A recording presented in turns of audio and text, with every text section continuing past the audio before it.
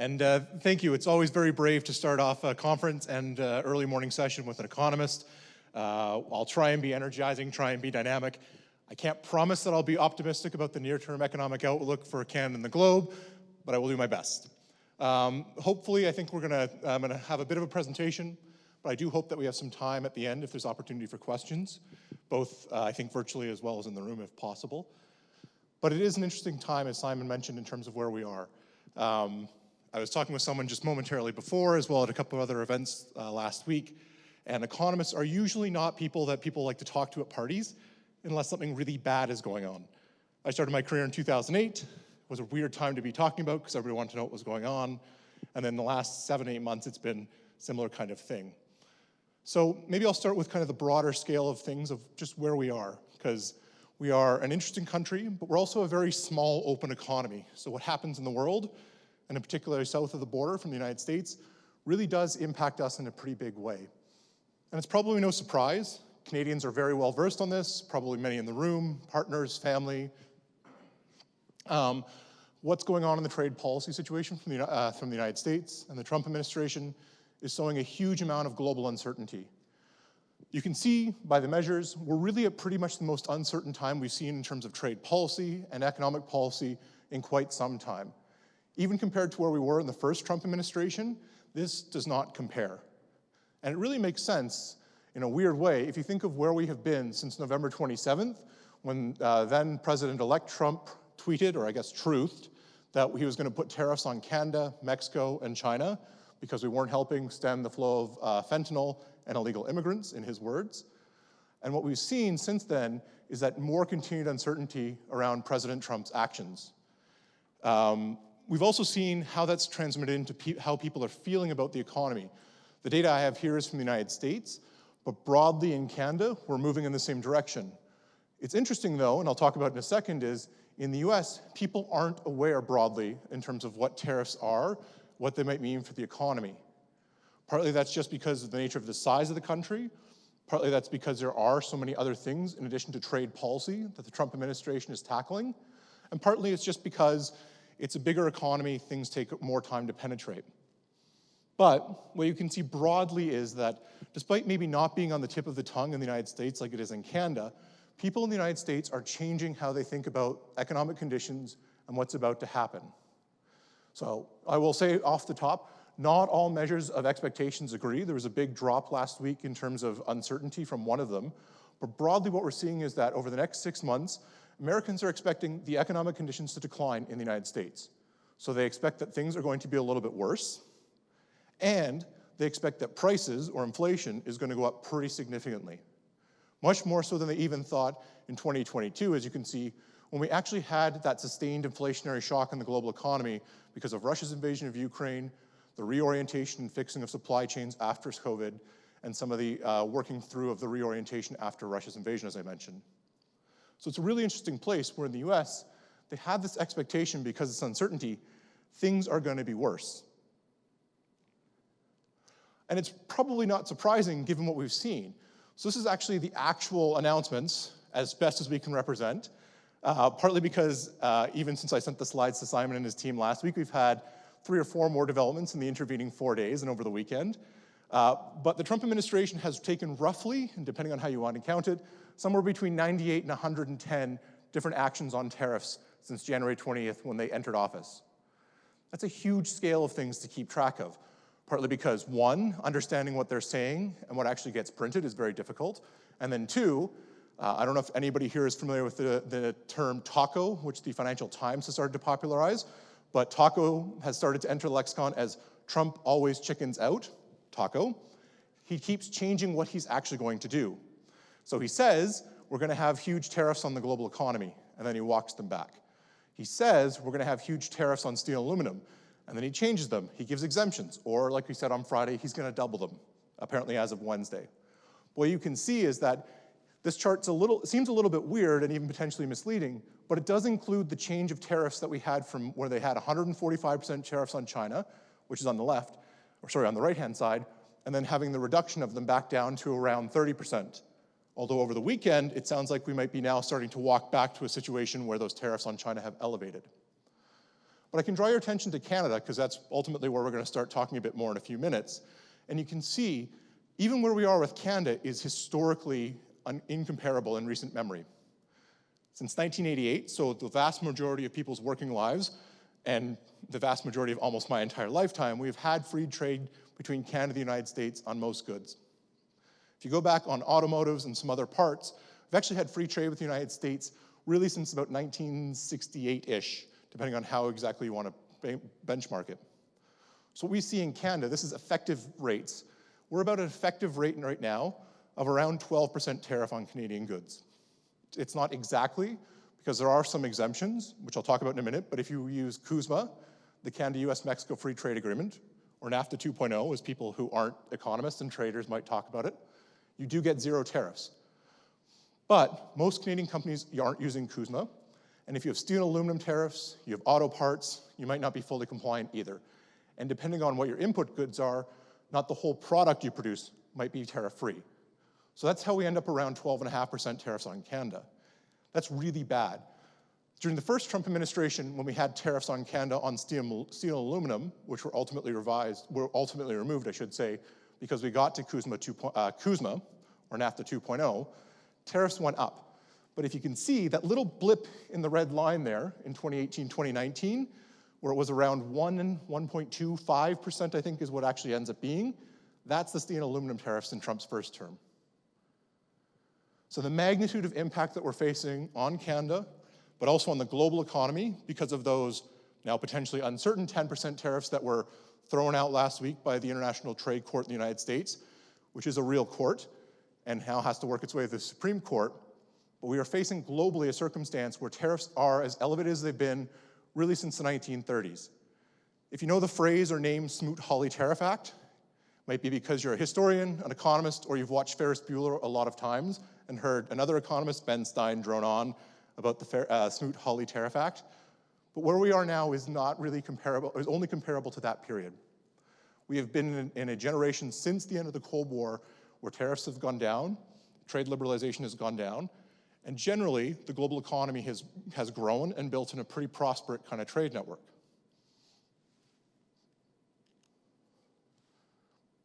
Oh, there's a lag. Let's see if I want that. There we go. So it's interesting, so that's where the uncertainty is coming from, that's the action.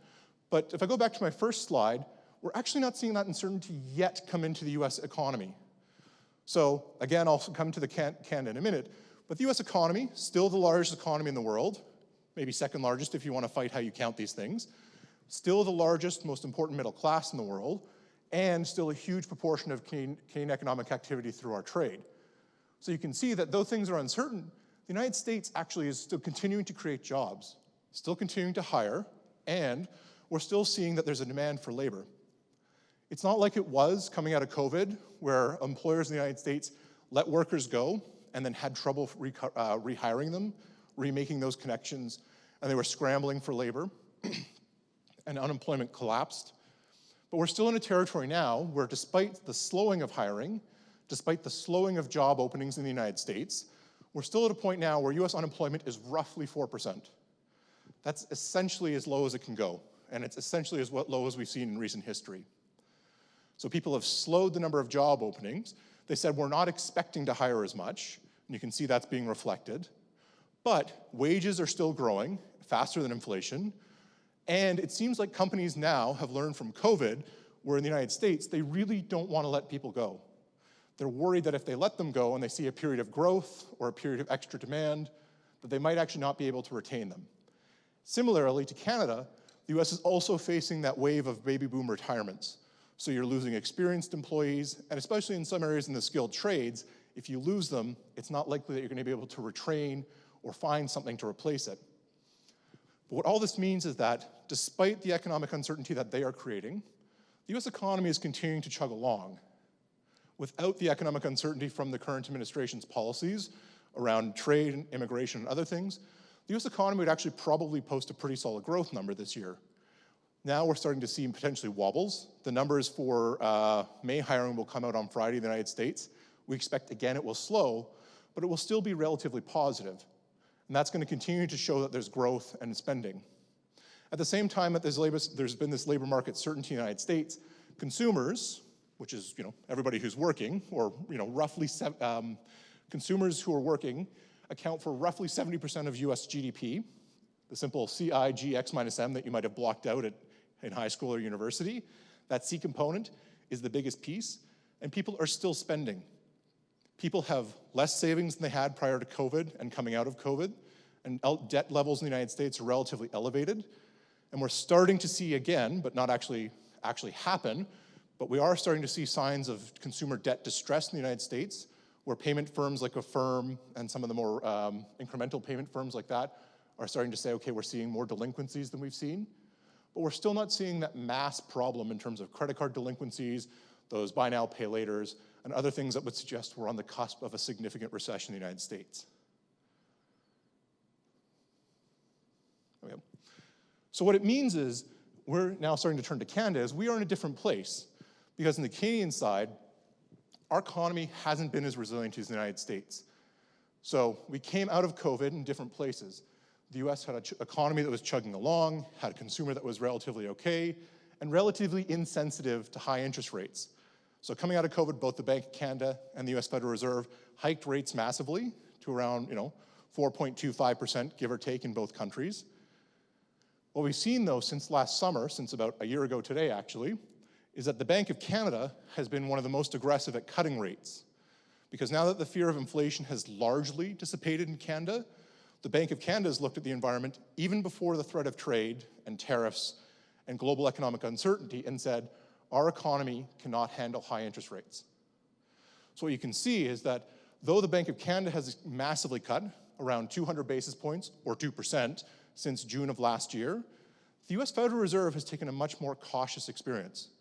Because they have this underlying consumer strength, which we don't, because they have this underlying, less sensitivity to kind of economic conditions in terms of interest rates that we don't, partly thanks to the fact they have that fun 30-year fixed mortgage, and a huge proportion of the US mortgage market was refinanced at around, 1.5%, 2% during COVID, and Canadian mortgages are starting to roll over now because we have a 5-year mortgage fixed rate, give or take. That's starting to reset at a higher level. Canadians are much more sensitive to interest rate movements. So for all these reasons, and the fact that we don't have inflation in Canada, it's mostly fallen off. Some wobbles recently because of policy uncertainty, like the removal of the carbon pricing, the implementation and the removal of the GST holiday. But broadly, inflation is not a concern for Canada and the Bank of Canada. So what you can see is that this gap between where the Bank of Canada's interest rate is and the US Federal Reserve rate is pretty much the widest it's been since the end of the 1990s. This chart ends 2000, but it's actually the widest it's been since 1997. So that should mean a bunch of different things. In standard economic conditions, it should mean that the Canadian dollar has fallen significantly.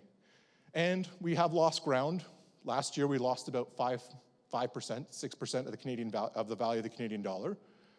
That has stopped in 2025, which I'll get to in a minute. It also means, though, that we're seeing a pretty big difference in terms of costs of funds in Canada and the United States. So generally, Bank of Canada, the Canadian government, US government 10-year yield, the benchmark bonds that fund government move in parallel together, which makes sense because you're trying to optimize capital flow, you're trying to optimize rates of return, you're also, in Canada, letting the currency, or the Canadian dollar, take the brunt of any differences if possible. What we're seeing now is that the yields have separated pretty materially. And one of that is the Bank of Canada's lower rates. So we are, about 150 basis points lower. I suspect they'll hold this week. That's our forecast. So we'll still be around that difference between the United States and the Bank of Canada. The other thing is that we have lower and weaker growth prospects. So international markets are saying, we can't expect that there's going to be inflation. We don't expect that the government of Canada is going to have to, do policies, or the Bank of Canada is going to have to do policies to fight inflation. So we aren't going to need as much return. At the end of this period, there is another thing that has entered and is causing some of the upward pressure on US rates, though, and that's fiscal policy. So I've been talking about monetary policy, have kind of mostly ignored up until this point the US government's fiscal policy, but this is now starting to be a material difference between the two countries. So I get asked a lot often, I'd say more when I'm actually back home in Alberta than I do anywhere else, but what's the government of Canada's fiscal position? What's the debt? What's the deficit? Broadly in Canada, we're on a fiscally sustainable path. The deficit, federal deficit, is around 2% of GDP, which isn't incredible, but it's also not terrible, and it's relatively sustainable for a country like Canada. There are policy choices that the governments of any stripe could put in place that would reduce that deficit pretty significantly, and you could run surpluses going forward. The US is in a very different position. So we're starting to see now, this is the 10-year yield I have on the chart, but the 30-year yield, which is the market saying how trustworthy are you in the long term, is starting to creep towards above 5% consistently. This is because in the United States, they have taken a fiscal policy that grew massively during COVID, and unlike Canada, Europe, and other countries, they have kept spending. So the US deficit as a share of GDP every year is around 5% of GDP right now. So roughly, well, even more than double the Canadian deficit. With the fiscal plan that has been put forward by the US House of Representatives, is being debated in the Senate, and is being looked to sign off by President Trump, hopefully this summer, in their view, that could go up to 7 or 8% deficit as a share of GDP. That's massive. Essentially, the US debt is on track to reach 125% of GDP, and this is why now investors are saying, we will lend money to you, US government, we need a more real rate of return. A 5% yield is probably the lower end of that range, and it could even go higher. The one thing I will point out that we're also notably concerned about with the US, and this is partly why Moody's finally got off the hop and they downgraded them the other week, is that this is assuming full employment in the United States. So that 7-8% deficit as a share of GDP assumes there's no issues, there's no recession, there's no economic hiccup, there's no pandemic, there's no major hurricanes, there's no nothing. Given the track record we've had over the last decade in the global economy and the record with hurricanes, it seems incredibly optimistic. So there are some forecasters, and I wouldn't put us in that category yet, but that say the US deficit as a share of GDP could go up to 10% in certain years if there is a recession. So the US fiscal sustainability is a pretty significant concern relative to Canada and other countries. So what this means for Canada, and I've spent a lot of time on this, partly because what it means for Canada, what it means for other people is yields are going to be probably higher than we've seen in a long period of time. Partly because bank interest rates, central bank interest rates, are still probably going to be as around 2%, certainly a little bit higher, which means bond yields, costs of funds in marketplace, cost of funds from banks is going to be above that. But we could actually see a meaningful difference between Canada and the United States, where in the US, there will be some bond market crowding out by government debt and requirements and may push yields up higher. The challenge is that if markets get spooked because the US is the biggest provider of debt in the world, they may start to pull back from other markets. There's been some signs already that Australia and New Zealand and Canada are elevating bond yields a little bit in response to this, but we haven't seen it fully come to fruition yet.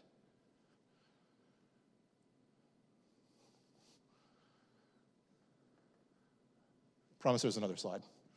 So turning to Canada.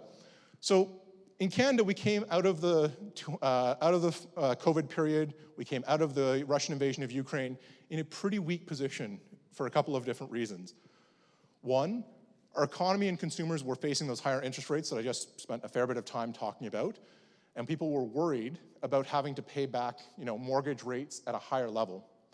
So in the United States, where consumers started to borrow and spend and keep spending without abandon, in Canada, what we actually saw on the consumer side is that people started to put money away. So Canadian consumers actually on aggregate, not on an individual basis, but on aggregate, today have more money saved than they had coming into the global pandemic. So we're elevated compared to 2019. The challenge is consumers in Canada are pretty pessimistic, so they're not spending it. They're very concerned about the interest rate shock as they face the renewal of mortgages that were issued 5 years ago at lower levels. And they're pretty concerned about the fate of global economic conditions. On the Canadian business side, we came out of the pandemic and out of the shocks from Europe in a pretty weak place for a couple of reasons, but one has been our historically weak productivity. And this is where I do want to spend a bit of time because it is something that we see as a persistent challenge, and it's something that the Bank of Canada, going outside of their normal conversational mandate, said there was a break glass moment for Canada last year. So the chart on the left is a little bit busy, but it's particularly important. So there's a lot of reasons for why things may or may not be productive. One of the big ones that we see, and that many forecasters and economists and policymakers see, is that how you use capital. If you're investing in machinery and equipment, if you're using advanced AI technology, software, you're bringing in more technology to assist your productive capacity, it can make a huge difference. The simple analogy the Bank of Canada put in their report last year, and I like to steal it because I think it is really great, is think of it this way. If you run a snow shoveling business and you give someone a hand shovel, they're somewhat productive. You give them a snow blower, they can do a lot more houses on that same road.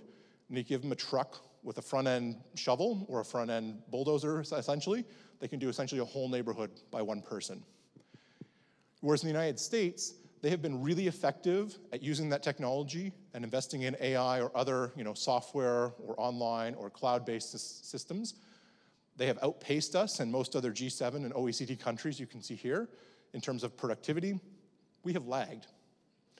In fact, that chart on the left that's pretty busy shows a quarterly survey that the Bank of Canada does, and really all the line shows is it asks companies, are you planning to hire more people in the next quarter or buy more machinery and equipment and capital goods? And you can see and then the result is essentially they subtract the first one from the second one, and that's the result there. And you can see, except for 11 quarters since the second half of 1998, Canadian companies have decided that they're just going to hire more people. So rather than getting more snow shovels or rather than getting more snow blowers or a truck, we've just been hiring more people and handing them snow shovels. That means a huge proportion of our productivity hasn't been unlocked, and that companies are going to perpetually struggle in terms of getting their companies to grow. So when people are scaling up, like this is the focus of this week, that could be a key issue for some companies. The other aspect it means, though, is that those companies tend to be much less resilient to shocks. So it makes sense if people are expensive, people are hard to find, people are really hard to retain and very expensive to replace. So if you're constantly doing that, you're spending a lot of money on people, on the hiring processes, on talent management. When you come into a downturn, it's really hard to start letting people go if you're not certain how long the downturn might last. Is this a break for your industry, or is this just a temporary blip? So a lot of companies we see tend to be hesitant. They're worried that if we let someone go in 4 weeks, 8 months, whatever it might be, we won't be able to replace them. So they build up more costs. What we see with companies that are invested more in machinery and equipment is they're much more resilient because generally they can scale their productions using the same amount of labor, but just kind of change their input costs. And it also allows them to penetrate into new markets because they haven't, once they've invested that capital, they haven't set aside a whole amount of money for the hiring and maintenance of people. So what we've seen is that this 11-quarter period has an interesting feature in our analysis. It coincides generally with periods where the Canadian dollar is higher. So it makes sense. Most of Canada's machinery and equipment comes from Europe or the United States, so it's priced in euros or US dollars. So for a lot of Canadian companies, one of the key challenges at making that investment in machinery and equipment is around the currency differential. Also, that currency differential we've also heard from companies, and especially in light of the last few months with tariffs, has allowed them to be, in the words of someone I met in Quebec, a little bit lazier than they need to. Because you don't have to be as productive if you're a competitor in the United States if you consistently have a 25 or 30% advantage because of the currency. So that might be another factor. A third factor that we've heard from companies as well is, though, something around bank partners and their willingness to finance and invest in machinery and equipment. Canadian banks, compared to US peers and some other international peers, are really personal mortgage dependent in terms of their assets, in terms of their revenues. So on businesses, on machinery and equipment, on capital, they don't have to be as aggressive. We've also heard that sometimes, depending on the industry, Canadian banks are hesitant in terms of making loans for that specific good or equipment, because if you're a firm in Calgary or Airdrie and you go out of business, you might not have someone that the bank could sell it to locally. For example, you might have to sell it and pick it up and move it to Richmond, BC, or out to Aurora, Ontario, or somewhere in between. And banks really don't want that overhead on their books. They don't like doing that. So there could be a bunch of different factors. Another factor that's been much in the conversation, I think the premiers and the prime minister meeting in Saskatoon talk about it, is just interprovincial trade. It's a much longer term and more complex conversation, but it is a barrier to productivity in Canada. But overall, you can see that we are lagging. The United States is the global benchmark, and they have been absolutely astounding compared to everyone else since 2000 in terms of their investment and growth and productivity. As I said, there's a lot of reasons behind that, but it does seem that US companies use machinery and equipment and investment more If I was to take that graph on the left-hand side and find reasonably comparable data in the United States, it wouldn't look the same at all. It would almost be the inverse of that in many cases, depending on the industry. The other place, too, in the United States is they've been pretty aggressive in terms of how they're moving people around in their internal labor market and how they're able to move goods around. So I talked about briefly about that free trade challenge that we have domestically. The best estimate from the IMF is internal trade barriers to Canada, roughly 21% as a tariff internally. In the United States, based on equivalent measures and metrics, it's around 5%. So we're doing a fair bit to ourselves in terms of restraining our own growth and productivity. The only other country that's coming close right now to the US in terms of productivity growth is Japan, but there's a couple of caveats there. Japan benefits, one, because they have been at a forefront of investing in machinery, equipment, and technology. They're absolutely at the forefront of that in a lot of ways. But the other thing, too, is productivity is essentially just a measure of output divided by worker. In Japan, you have a shrinking population. The denominator on that equation is slowly shrinking. So therefore, as long as you maintain standard output, things look okay. But broadly, this is a challenge that's not just in Canada. Other countries, you can see the OECD average there, are also struggling. We just seem to be disproportionately impacted by it. So I've talked a lot about productivity, and you might be sitting there thinking, who cares? What does that mean to me? I have a startup that I'm only 1 or 2 people. I don't use a lot of big products. I'm not looking to scale in a massive way in a short term. From a company perspective, from a policy perspective, this is important because this is essentially income growth, how prosperous Canadians and Canada is going to be. So essentially, it's just how much real income we're getting over inflation. So the more that we're able to grow productivity, the better our companies are, the more resilient they are, the more competitive they are, and the more robust the Canadian economy is and able to deal with some global shocks, like we might have ongoing at the moment we're in right now. So productivity is a very important piece, and it's something that the new government that was elected last month is really starting to talk about in a big way, and we expect that there will be some policy announcements and pronouncements coming, not only from this week with the premiers, but potentially in the fall as we get into the budget.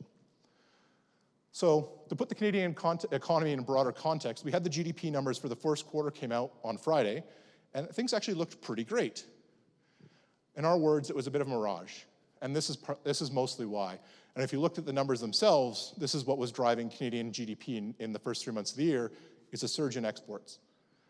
Essentially, with that November 27th truth or tweet that President Trump put out, as I mentioned, Canadian exporters independently, but almost consistently, got scared. If they were able to, starting in December, and you're able to shove anything into a car, truck, railway car, airplane, bicycle, your boots, you did what you could to get it across the border and into the United States. And so, though we had a surprising strong first quarter in terms of Canadian economic growth, we think that bump at the end, where you can see that surge where the Trump tariff threats really pushed up exports, even though they've eased a bit, they're still massively above where we were this time last year. Exports right now, as of, I think we have data through till March, are about 15% above where they were that time last year. And you can see they were so significant that generally when you exclude energy, we run a trade deficit with the United States. At the start of this year, we actually had a surplus because people were just shoving things across the border. It's great. First quarter was awesome. The problem is that that is taking and eating our seed corn for the future part of this year. So we expect, and many external forecasters are also in the same boat, that as of today, Canada's actually probably in a recession. So we don't have a lot of hard data yet to show that, but the information that we have so far is concerning. The best estimates that we have are from the labor market, where we have labor from the month of April, where Canadian economy eked out 7,000 jobs. Sounds okay, right? Not a job losses. Like 7,000 is better than 0, certainly better than negative number. The problem is that what happened in April was we had a federal election, and a whole bunch of the employment was temporary employment for Elections Canada, to have poll clerks, to people collect ballots and count them, and to do everything associated with that.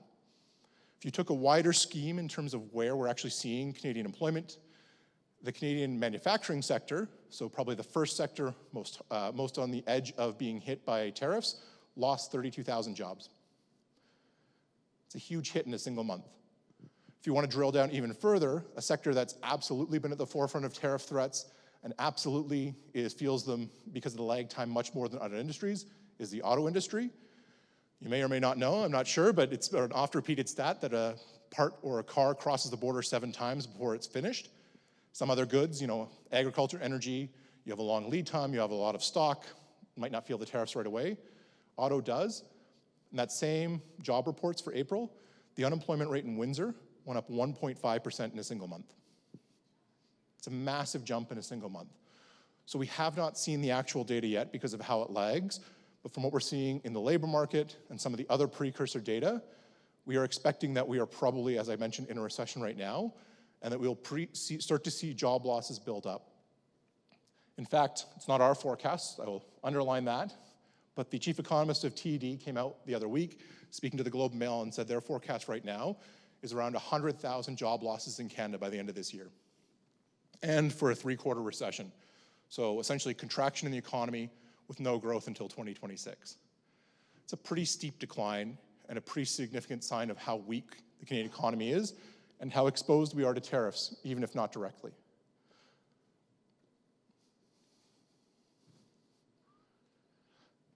And probably not surprising, as I mentioned, and I highlighted with the jobs report, the tariff impact is going to be pretty uneven across the country. It makes sense because different countries, different parts of the geography have different connections. I do want to highlight, obviously we're in Western Canada. There's a couple of interesting things that might jump out to you from what I'm showing there.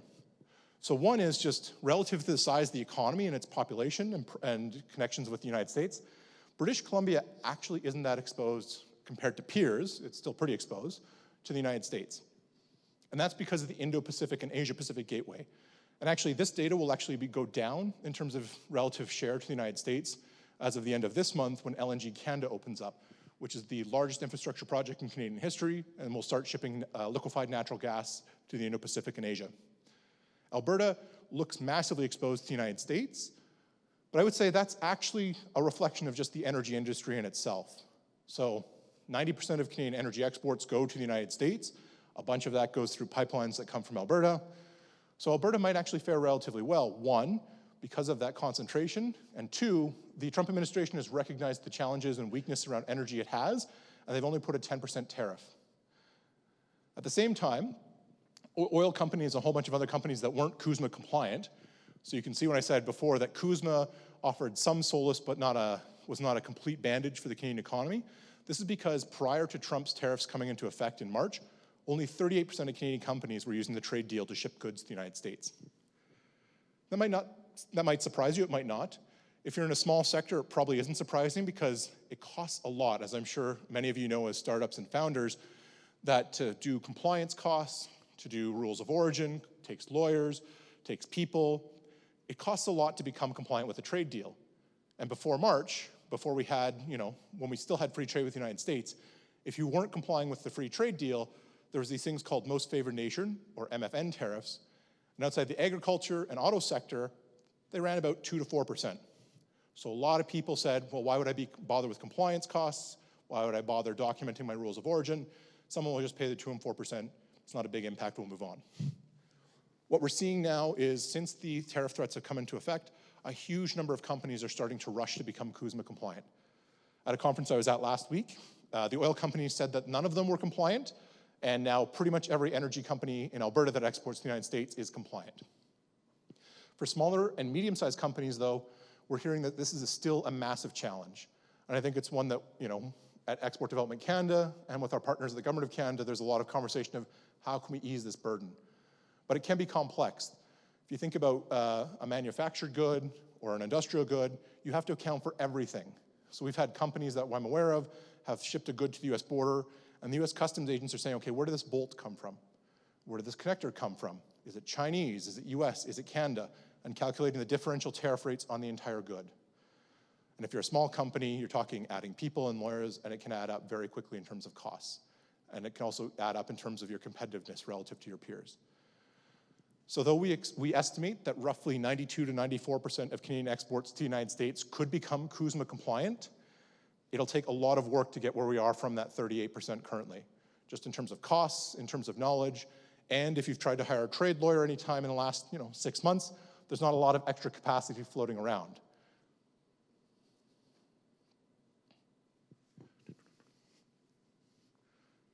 So one of the things we're also talking about in terms of, from our angle, from the Canadian economy, is that trade is going to continue to be important, especially as we have the weaker consumer that will probably persist for the next couple of years at least, with higher debt levels, people still working through on interest rate costs, is, okay, if trade is still going to be important, what do we need to do to diversify?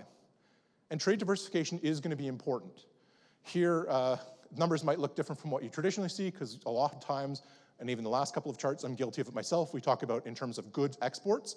Here we're actually showing all types of exports. So goods, services, so if you're a telecommunications firm or you're an engineering firm, you're providing a service export.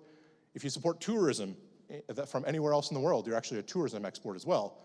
And then CDIA, which is you own a branch plant or a facility or a subsidiary in the United States. Those last two, often overlooked, but are growing in importance, and especially important in terms of CDIA abroad. You can see just the share of it. But to put into context of how big a lift it is for Canada to diversify our trade, the United States is so big and so close, it's roughly 80% of our trade overall. To diversify by 10 percentage points away from the United States, you essentially have to roll up our next 4 largest trading partners, and you're still not equivalent to that amount. So it is going to be a big lift.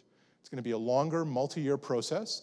It's going to take a lot of support from organizations like Export Development Canada, from Calgary Economic Development, from the Government of Alberta, from the Government of Canada, but it can happen. But I think it also underlines that as we're seeing the challenges in terms of tariffs and trade policy uncertainty in the United States, the US is not going to go fundamentally away.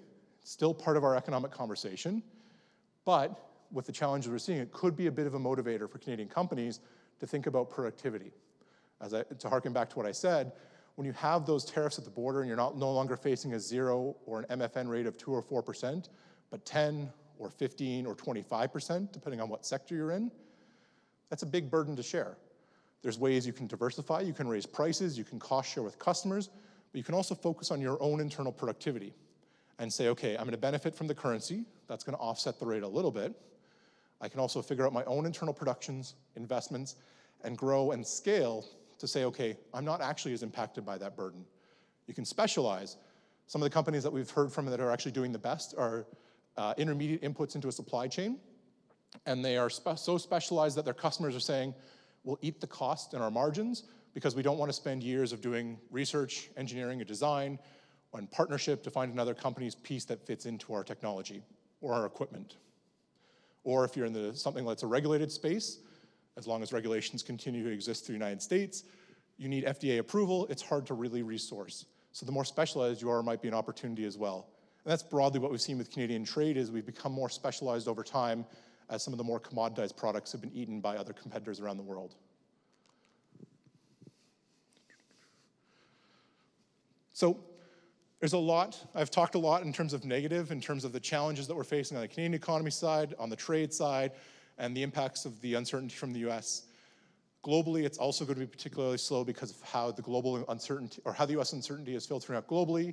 Other countries in Europe and also in China are facing their own domestic challenges in addition to the trade policy uncertainty. So Europe and China are also considered kind of 2 other pillars of the global economy. They're not going to provide much growth this year. But I do want to end on a slightly more optimistic note in terms of just what we're seeing in terms of trade. So there's been a lot of events in the 20th century, and this chart goes even before that, that show the challenges we've seen. The key thing that we've seen, though, is that trade as a share of global GDP continues to increase. And really, that's because you cannot completely isolate yourself from the global economy. And as communications has improved, it becomes so much easier to pick up the phone, put an email, even put something on LinkedIn and say, I'm looking for this, and get quotes from anywhere in Canada, anywhere in Southeast Asia, anywhere in Europe. And with the global education and global linguistic capabilities, that especially places that we have in Canada, which is a huge asset, you're able to export those things around the world as well. So though we see some challenges, and we've seen some ups and downs in global trade, we're not expecting that we're going to see a long-term deglobalization or break in that. Global trade is, if anything, we expect likely to increase as the pace of technology communications improves. So we do think that 2025 is going to be a more challenging year for the Canadian economy, for the global economy. As we get closer towards US midterms and there's more challenges in the US domestic economy, we expect that the Trump administration will start to talk about trade in a more open and collaborative way. or the Congress that replaces the current Congress will force them to do that in some manner. And then we'll start to see the lowering of interest rates work through the global economy and start to improve conditions elsewhere, outside the United States. So there is some optimism, but we are in a bit of a challenging period domestically, as we are likely, as I said, in a recession currently. And heading into the next couple of years, we should see some positivity. So I think that should be the end. I will just highlight, I've also included our deck. It is as of March 15th, which is about 7 or 8 lifetimes ago. Maybe if I add the weekend, 9 lifetimes ago. So take it with a grain of salt. But we are releasing an external forecast update in about 4 weeks from now. I will just highlight one last thing, actually. That talks with what I was talking about US bonds, which is our US dollar forecast. Economists, sometimes we're known as we're paid to be wrong. Here, we are allowed wrong in terms of where we thought the exchange rate was.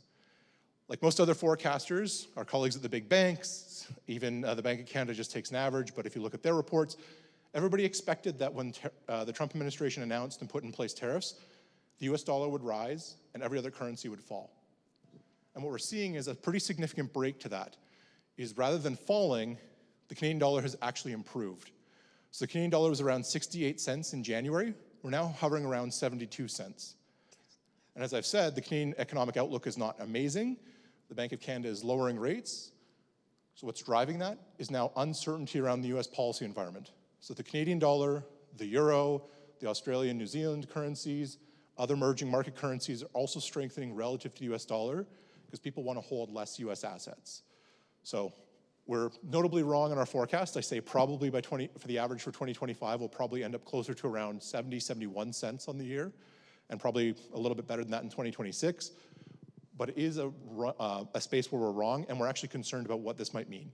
Does not mean it's the end of the US dollar primacy, but it is a sign that markets are maybe not as receptive to the US dollar in times of uncertainty, which they have been since 2001.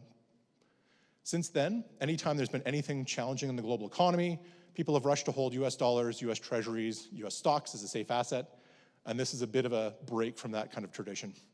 So I did just want to highlight that. As I said, our revised forecast will have some new numbers in the coming weeks, and happy to take questions from anybody as well. Fantastic. Thanks a lot, Ross.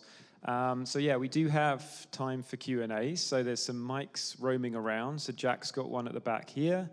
So there's some hands going up over here. So Pablo's going to go and get you. Just so you're aware, within the Scale Up Drivers report that's been launched today, Ross has a 2-page introduction to this as well. So it gives a bit of an overview of some of the things that he is suggesting to create greater opportunity in Canada for individual organizations. But over to the questions. I'm just curious if Trump throws the US economy into a stagflation and the continuous investment or away from the US dollars and putting it into stable coins, doesn't this present like a bit of a trifecta or quadrifecta in terms of like the US economy going to a really bad place and as a result dragging the Canadian economy?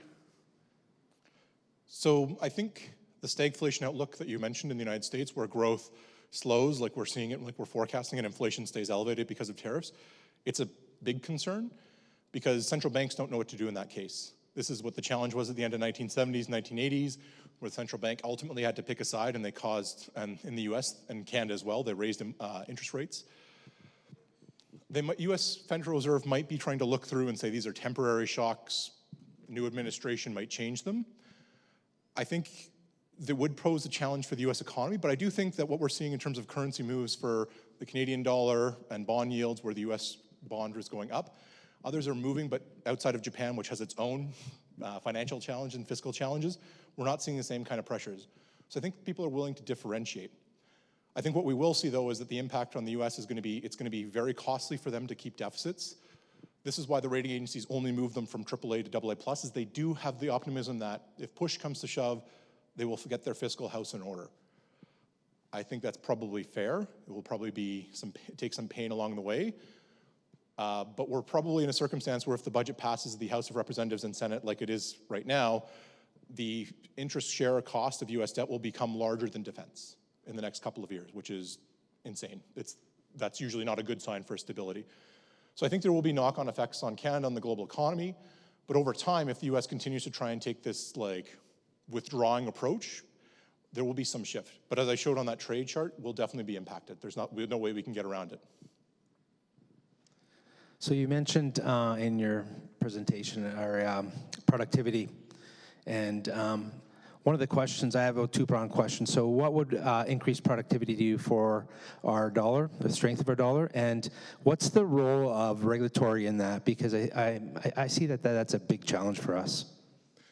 Yeah, so I think productivity for the dollar is reflecting somewhat our less productive outlook. The fact that we're consistently 30 cents lower than the US dollar. The only periods where we're consistently higher has been when oil has been $120+ a barrel, with the exception of Russia's invasion of Ukraine, where the dollar actually didn't move. So there's that 30 cent depreciation does fundamentally, in some way, recognize that Canada's less productive. If we became more productive, I would expect long-term that probably would close a bit. Because of population size, because of geography, we'd probably never get consistent parity with the US dollar. It's just too hard to expect. But somewhere around 80 to 85 cents, if we were able to tackle our productivity issues, is not out of the question. So that could pose one. On the regulatory side, I will flag that I work for a Crown corporation, so I'm going to be sensitive to how far I can go. But I think it is a pretty notable burden. And as the Prime Minister and the Premiers are meeting this week, they're talking, it's been in news reports, about a bill that will significantly change some of the regulatory aspects. So they're looking for major projects, they're looking for 2-year approval for major projects. The new industry minister, Melanie Joly, as I said, she has 90 days from the Prime Minister to reduce regulatory overhead and burdens. So I think that will absolutely be something where there's action, and the Canadian government federally is signaling. And even on interprovincial trade barriers, we're seeing that provinces are signing agreements. Ontario and Saskatchewan signed yesterday to lower those barriers. I think there is a bit of a natural, we can only go so far, and I think there'll also be a challenge in terms of relative to the United States, where they seem to be willingly burning down their entire regulatory culture. That might not be something that we get to in Canada. So we might still have a difference in terms of regulatory burden to the United States.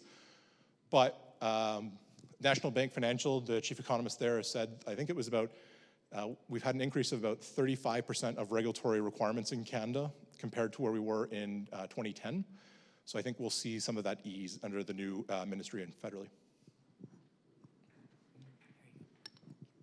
Hi, my name is Letitia Miller from Drive Workforce Lodging. First off, I want to say thank you. This has been brilliant. Thank you for all of this incredible information. My question is, realistically, do you see this as an opportunity, or what is the potential for Canada to actually advance and pull ahead in its standings globally? Or if we do everything right, do we just merely survive? I think there's a huge opportunity for us to pull out globally, because our major partner, our major trade partner, is showing signs of saying, we're willing to look at the economy, and where we don't agree with it from certain spectrums politically, say no. So the best example I can say is something like clean energy and clean tech. The federal policy in the United States is very clear they want to remove some of the things that were put in place under the Biden administration, which is somewhat ironic because one of the best places in the world in terms of adoption of clean technologies, storage, is Texas, which is an interesting thing sitting from where I sit sometimes. But I think there's opportunities to not, you can't fight the market. Costs for things like photovoltaic cells, battery electric storage, wind power have come down where they're absolutely competitive, if not outpacing, some of the more fossil fuels. So I think as long as we take a little bit of a step back and say, okay, are there things that maybe on a regulatory basis we have gone too far? We can maybe adjust that on a provincial, federal, and national level. Is there some things that we can say, okay, well, actually we should continue to push because the economics, where the global economy is going, we can probably hook up to that train? That can absolutely help us. We haven't ever seen a country the size and scale of the United States try and pursue, cutting itself off through tariffs. But the general evidence we have of countries that use tariffs is they become less competitive over time because you build walls up and protect your industries at the expense of everything else, and that gradually people build trade networks around you. It's not going to happen overnight, but it's a big world. The US is where it is now. Doesn't mean in 10 years, 15 or 20 years, it will have the same input and impact if it walls itself off. So it could be some short-term challenges, but the more that we're willing to innovate, invest, and take our own house and try and put it in order after years of just kind of saying, well, we have that currency differential, fill our boots, that'll put us in a much better place going forward. So I think survival, absolutely, but the bar is so much higher. Great presentation, thank you. Paisley from the Calgary Innovation Coalition. You mentioned that there was going to be projected job losses of 100,000 jobs this year, and I'm wondering, with more AI coming into place and that also being a risk, is that captured in the 100,000? And then as we increase our productivity, how is that going to further increase the job losses that we're looking at? And since we're at Scale Up Week, as companies become more efficient and more productive, even though there might be scaling in terms of revenue, we're not seeing that happen as fast in the job side of things as we become more efficient. So do you have any comments on that and how that's going to increase unemployment? Sure. So I'll just reemphasize the 100,000 job losses is TD, Toronto Dominion Bank. So if you have want to pick nits with their forecast, I'd take it up with them. But it is just current base employment. So things like AI are not embedded massively in that because it's pretty much a outlook from now until the end of the year. So AI will have a small impact, but not necessarily massive. I'd say on transitionary technologies, things like artificial intelligence, I think that will have an impact. It will be very sector specific. Something like the transportation side, like personal transportation and goods transportation are very exposed to artificial intelligence. Waymo and Tesla are expanding their automated, or autonomous, I should say, taxis. That's going to be a sector that'll be at risk. But the evidence that we've seen going back to the early 2000s, the adoption of the personal computer, even since 2008 when 2007 when the iPhone launched, is the demand for jobs change, and on aggregate we tend to grow. The challenges I think we're seeing on the U.S. trade policy side is that that aggregate isn't equal, right? So there will be parts of the economy, parts of the country that will face job loss and challenges. I think to scale up, there might be some actual pretty significant opportunities on labor side depending on what your industry is. So there's certain challenges with large language models and some other aspects of AI, but we're hearing from companies that use AI in their production capacity. It's massively improved things like quality assurance, checking, even some of their customer response, so there are some gaps in that still. And you can manage your HR and your headcount and your needs over time a little bit better. So I think we'll find a balance, and again, not every industry will be the same, because if you need someone to go and lay a rail to build an LRT extension or to open a pipe valve to run a chemicals plant, it's not really going to be easy to replace that with AI, whereas you might be able to on something that's more customer focused or even B2B, where the routines might be a bit more standardized. Hi, good morning. My name is Fadi Bayoud, and thank you for the wonderful presentation. I would, the speaker before you, Professor Justin Jansen, mentioned that for scale-ups to scale up properly, they need to have finances and they need to have proper internal management systems, and the executives need to think about the future and prepare themselves for the future. And also you mentioned that the productivity in Canada is low. Now, if we link these together, we need to increase the productivity of the scale-ups and make their executives know how to manage for the future. But if you can also, in addition to the artificial intelligence, what other options scale-ups can have in order to be successful in the current economy of Canada, knowing that scale-ups are affected by the economy, and I'm not sure to what level they can affect the economy? Sure, so I think there's a few things. I'll put in a plug for our sister organization, the Business Development Bank of Canada, BDC. They're at the forefront of helping entrepreneurs. They're the biggest venture capital investor in Canada. They're a huge source of information, support, and helping people navigate their pathways and growth mindsets. So I think them plus your financial partners are probably going to be pretty key. Then hopefully some of you scale up and start exporting, or if you're curious about exporting, EDC and our peers can, and other part of the Canadian trade system can help that. I'd also say, though, there's a lot of social networks that can help. So these kind of events like Scale Up Week, there's a lot of mentorship forums as well that I think are pretty impactful, because especially talking to smaller companies in Canada and those that make it successful to medium, it's not just financing, it's sometimes knowledge. It's sometimes, especially if you're leading a small company and having to deal with HR challenges you've never seen, having that mentor, having that opportunity to have connections with someone who can either give you references or guide you through it. And then I'd say in terms of also successfully navigating is, trying to tap resources like myself, like other people that can look at the global economy and kind of say, this is how we're seeing things change. We're not perfect, But the banks all have a great kind of focus shops. My team does it, BDC does it.